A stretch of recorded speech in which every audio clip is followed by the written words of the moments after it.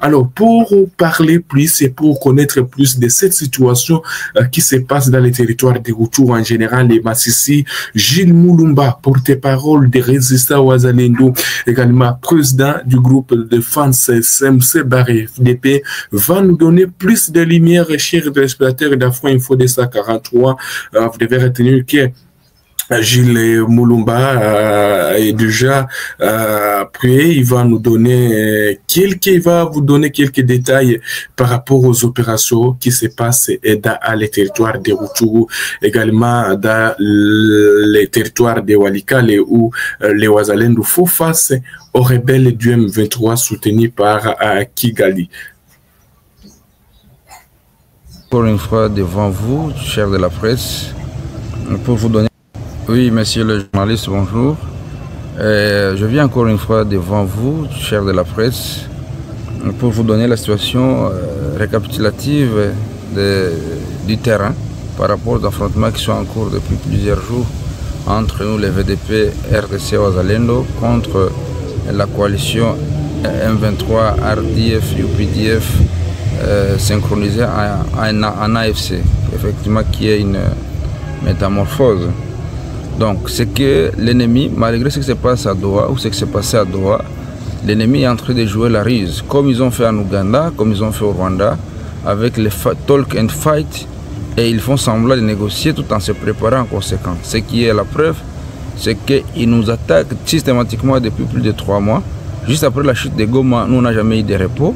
Nos positions autour de la ville de Goma, nos positions dans les territoires de Rutshuru, notamment dans la chefferie de Bouicha comme dans la chefferie de Bwito, ont toujours été l'objet de plusieurs attaques. Dans le Masisi, n'en parlons pas. Dans le sud Kivu, même, ils se renforcent jour et nuit. Les militaires viennent du Rwanda, viennent de l'Ouganda, à ciel ouvert, en pleine journée, avec des chars de combat, des mortiers, n'est-ce pas, des armes lourdes. Ils se déploient en pleine cité, en pleine ville, de Bukavu, de Goma, en pleine cité de Rutshuru. Ils font des formations à Runyoni, à Tchandri, partout ailleurs. Ils font des déportations forcées des jeunes gens, étudiants, élèves, n'est-ce pas, et créateurs miniers à Rubaya pour les contraindre de faire des formations militaires, ce qui prouve à suffisance qu'ils n'ont jamais, se sont jamais inscrits dans la logique de la paix.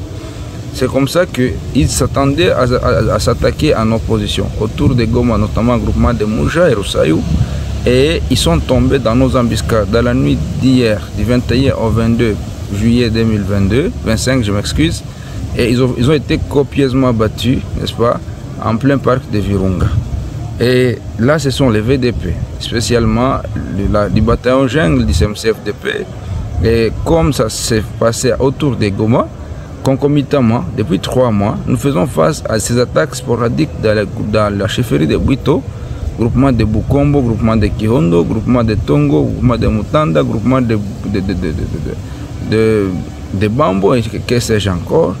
Et jusqu'à ce matin, ils continuent à nous agresser. On les a systématiquement aiguillés. Ensuite, qu'est-ce qu'ils font? Ils s'attaquent aux paisibles citoyens. Ils descendent des maisons des paisibles citoyens. Ils tuent, n'est-ce pas, des paisibles citoyens. Par exemple, dans la chefferie de Bwito, depuis la chute de Goma, nous avons déjà enregistré plus de 300 civils tués, déjà identifiés, et plusieurs maisons incendiées. À Binza dernièrement, quand nous avons systématiquement tué, même hier, même aujourd'hui, ils ont tué une 50aine de personnes déjà dont les corps sont déjà retrouvés, Joncha, à même les sols sur la route nationale, sur la route Kiwanja et Chacha, et même dans le champ. Ça, c'est une situation catastrophique. Même ce matin, ils ont continué à tuer, n'est-ce pas?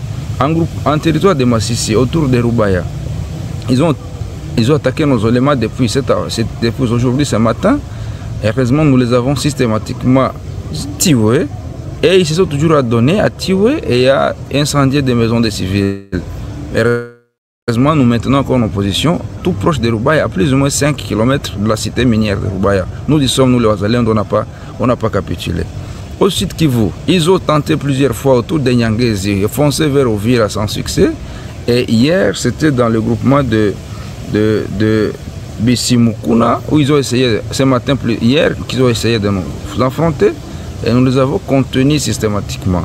Ce qui signifie que l'ennemi ne désarme pas. Le gouvernement congolais devrait vraiment ne plus suivre, n'est-ce pas, les injonctions de la communauté internationale qui nous a toujours, n'est-ce pas, pris pour naïfs, en nous imposant des logiques qui ne tiennent pas debout, au lieu de les imposer à Kigali.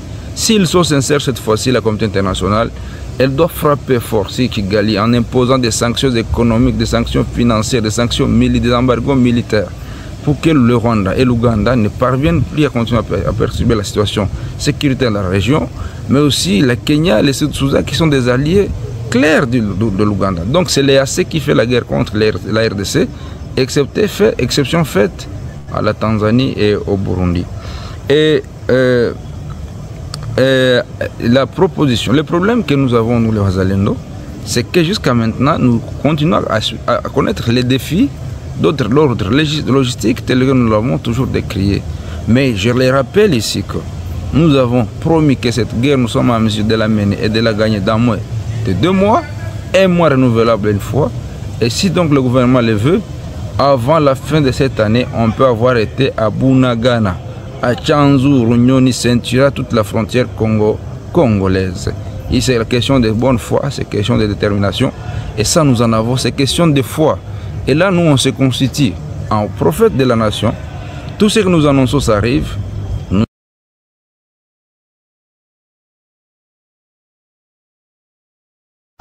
Voilà, donc c'était là Jules Mulumba, porte-parole des résistants Wazalendo, qui intervenait dans cette édition depuis les lignes des fronts, alors que des violents combats sont toujours en cours. Nous sommes maintenant dans la chefferie de Bouicha, autour du parc de Virunga, dans les territoires de Rutshuru Kivu, selon des sources locales. Et donc, il s'agit des rebelles d'M23 soutenus par Kigali, qui mènent des opérations. Donc, dès ce mercredi 23 juillet, ciblant des positions de Wazalendo, l'intensification des affrontements, on restreint l'accès des civils aux zones touchées, selon plusieurs sources. Aucune nouvelle des agriculteurs qui y campent habituellement dans les champs pour leurs activités agricoles, particulièrement dans les zones touchées par les conflits.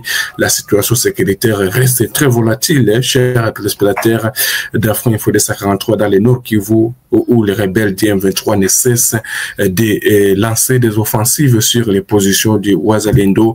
Vous avez bien suivi donc les détails concernant la situation sur les différentes lignes de front avec Jules Mulumba, mais vous devez retenir que du côté de Walikale aussi des affrontements du lundi dernier entre les rebelles du M23 soutenus par Kigali et les Wazalendo qui dirige donc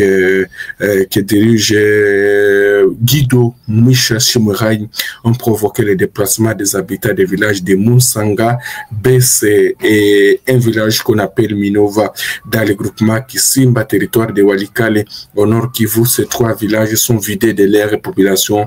Les combats ont eu lieu en Kobe. Nous sommes dans la localité de Banakindi.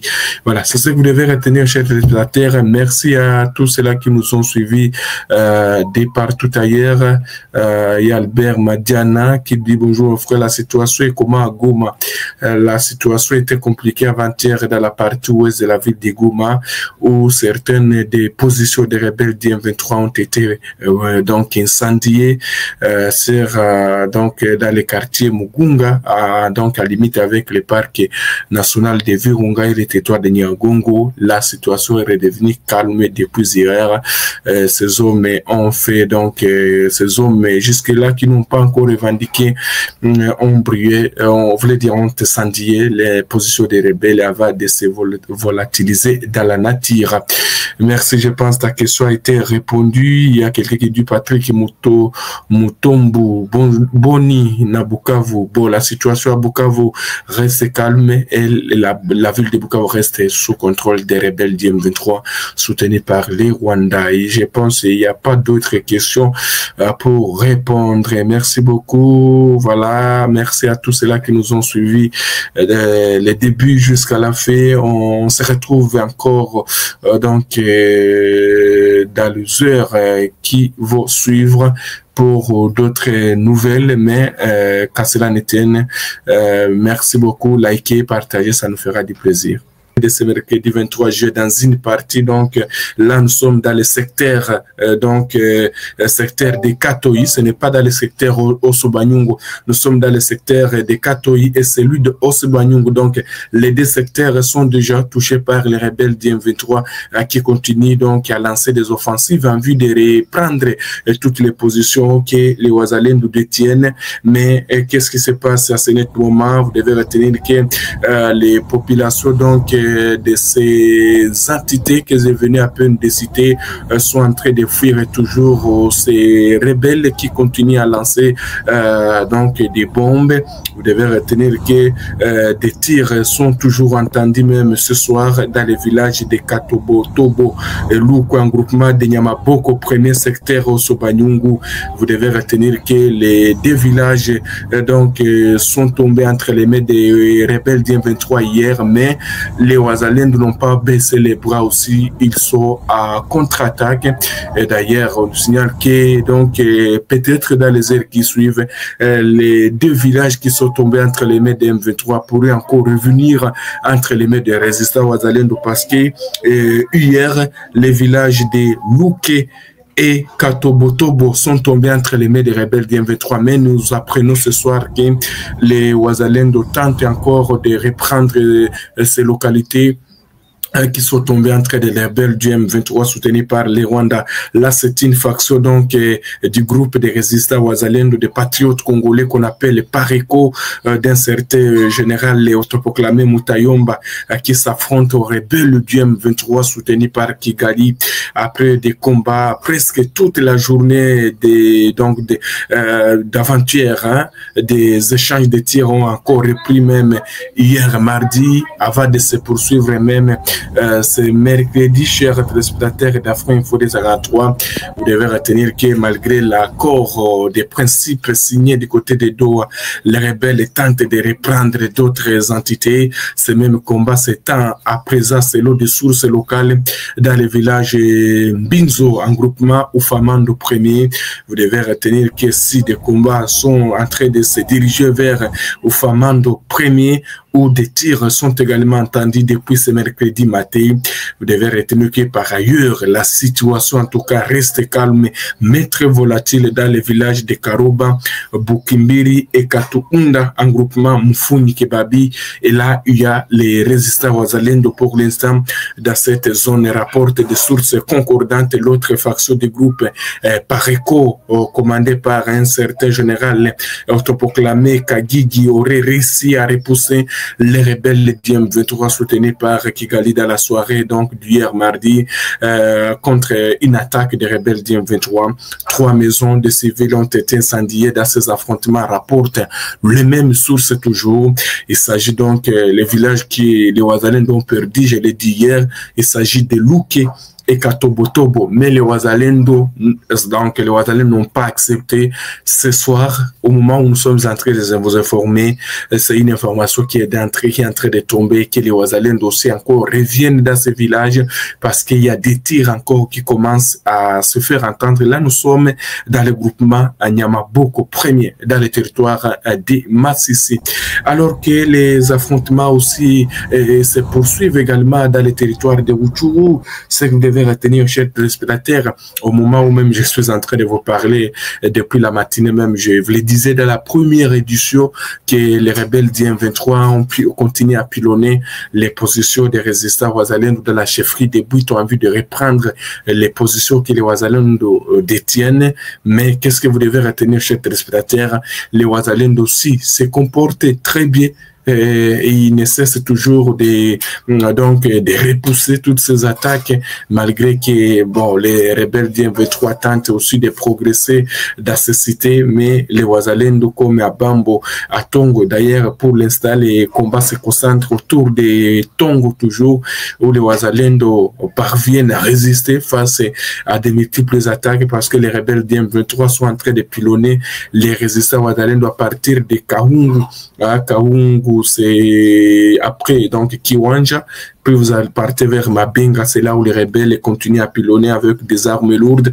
Le matin, je vous le disais qu'il y a eu des piscoses du côté de Kiwanja parce que des tirs nourrissent s'entendaient autour de Mabenga. Ce n'est pas loin de Kiwanja Centre pour les gens qui connaissent Rutshuru. Alors, les rebelles ont repoussé cette attaque des Wazalendo et c'est ainsi que des combats se sont signalés. Nous sommes arrivés à la fin de cette édition. Merci à vous de nous avoir suivis jusqu'ici. Si vous avez apprécié ces contenus, n'oubliez pas de vous abonner à notre chaîne, d'activer la cloche de notification pour ne rien manquer de nos prochaines vidéos. Likez et partagez cette vidéo. On se retrouve très prochainement. À bientôt.